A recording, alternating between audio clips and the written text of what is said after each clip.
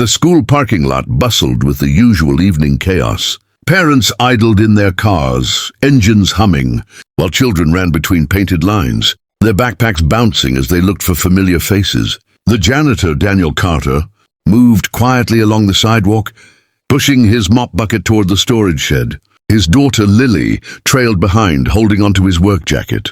To most, Daniel was invisible, a man in stained coveralls. Doing the job no one noticed. But he never let his guard down, especially when it came to children. It was then that a black sedan rolled into the lot.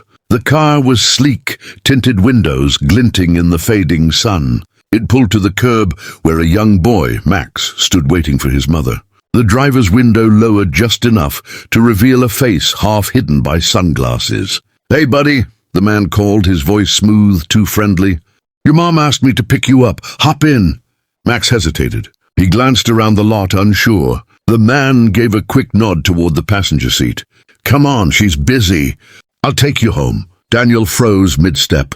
His heart hammered in his chest. That face, he had seen it before, in a different parking lot, under different circumstances. The memory was sharp, burned into him from a year ago, when a man had tried to lure another child away at his previous job. The boy took a cautious step toward the car. That was all it took for Daniel's instincts to explode into action. "Don't get in the car!" Daniel's voice thundered across the lot. It wasn't just a warning, it was a command. The sound cut through the chatter of parents and squeals of children. Heads turned. Max froze mid-step, wide-eyed, his backpack slipping off one shoulder. The driver's jaw tightened. Without a word, the window shot up and the sedan jerked forward. Tires screeched as it sped away, weaving between vehicles before vanishing onto the main road. Silence settled over the lot, broken only by Lily's frightened grip tightening on her father's hand. Parents stared at Daniel in shock, unsure what had just happened. Some whispered, others frowned, but all eyes lingered on him. Just then, a woman hurried across the pavement, her heels clicking sharply. Rebecca Hayes, the CEO of a major firm, had just finished a board meeting and was rushing to collect her son. She spotted Max, standing frozen near the curb, and pulled him into her arms. "What happened?" she demanded, scanning the crowd, then settling her gaze on Daniel. Her tone was sharp, filled with confusion and unease. Daniel said nothing yet. His chest still rose and fell heavily from the shout. His eyes followed the road where the car had disappeared, knowing deep down what could have happened if he hadn't spoken. Rebecca tightened her hold on her son, unaware of the truth Daniel carried. In that moment, she only saw a janitor who had yelled at her child. What she didn't yet know was that his warning had just saved her son's life. Rebecca crouched beside Max, brushing the hair from his forehead. Her son clung to her arm, still shaken. She could feel his heart racing against her chest. Fear rose in her throat, cold and sharp, because she had walked in just seconds too late. "What happened?" she asked, her voice trembling despite her attempt to sound calm. Daniel stepped forward, his work boots heavy against the pavement. He looked tired, but his eyes held an alertness that made Rebecca pause. "That man wasn't here for pickup," Daniel said, his voice firm. "He was trying to lure your boy into his car." Rebecca blinked, stunned. "What? That's impossible." "This is a school parking lot. That's exactly why it makes sense," Daniel replied. He glanced toward the road where the car had vanished. Strangers hide in plain sight. Parents are distracted, kids are trusting. That man knew what he was doing. Rebecca tightened her grip on Max's shoulders.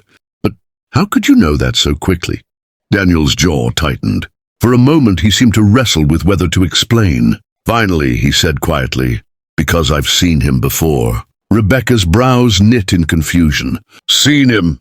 Daniel nodded. "Last year, when I worked nights at another school. Same build, same face. He pulled the same trick with a girl waiting for her mom. Said her mother had sent him. Tried to get her into the car. We scared him off, caught part of his face on camera, but by the time the police got involved, he was gone. I promised myself I wouldn't forget." Rebecca's heart sank.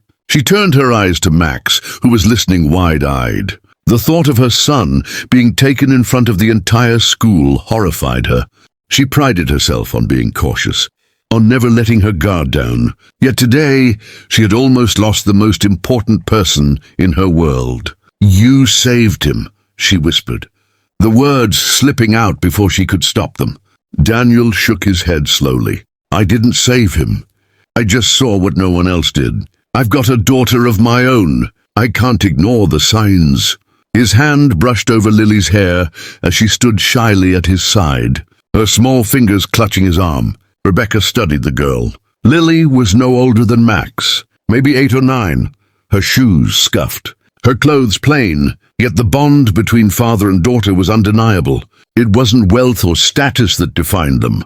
It was vigilance, love, and the instinct to protect. The weight of realization pressed down on Rebecca. In her corporate world, she commanded respect with titles and numbers. But here, in the raw reality of parenthood, she had been blind. The janitor she had barely acknowledged before had noticed what she, with all her resources, had missed. Her throat tightened as she pulled Max closer. "If you hadn't been here..." She couldn't finish the sentence. Daniel didn't make her. He simply nodded, his gaze steady, as if to say that for fathers like him, there was no other choice but to act. The school building had emptied by the time Rebecca asked Daniel to stay behind. The police had come, taken statements, and promised to investigate. Most parents had driven off, holding their children a little tighter than usual.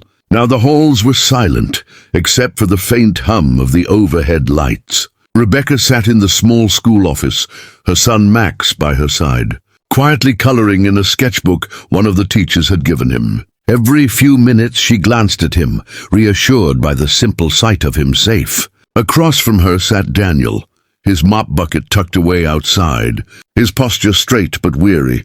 His daughter Lily sat close, leaning her head on his arm, fighting off sleep. Rebecca's hands were clasped in her lap.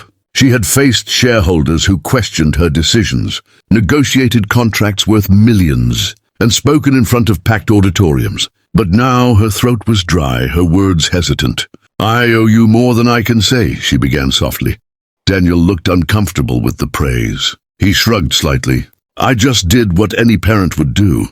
When you've got kids, you notice things. You learn to see danger before it happens." Rebecca shook her head. "No, most of us don't. I didn't. I walked in seconds too late. If you hadn't been watching..." Her voice broke, and she took a moment to steady herself. "I might not be sitting here with my son right now." The truth hit her harder now that the chaos had settled.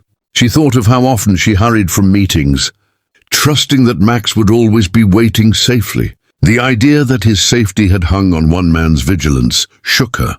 She looked at Daniel again, his uniform faded, his hands calloused, his eyes tired but unwavering. He didn't fit the image of the people she usually respected, yet tonight he had stood taller than all of them. "I misjudged you," she admitted, her voice low. "To me, you were just the janitor. I never thought about who you were beyond that. But today, you reminded me that titles mean nothing when it comes to protecting children." Daniel gave a faint smile. "Doesn't matter what uniform you wear. A parent's job is the same. Keep your kids safe." He rested a hand on Lily's shoulder, and she smiled drowsily at him, as if proud of what her father had done. Tears welled in Rebecca's eyes. She reached across the desk, her hand trembling slightly as it touched his. "I don't know how to thank you. You didn't just protect my son. You opened my eyes. I've spent so long chasing success that I almost forgot what truly matters." For the first time in years, Rebecca felt humbled. Her world of power and influence seemed small compared to the simple, unshakable love of a father who noticed everything. Heroes, she realized, didn't always wear suits or hold titles. Sometimes they wore work boots and carried mops, ready to protect without hesitation.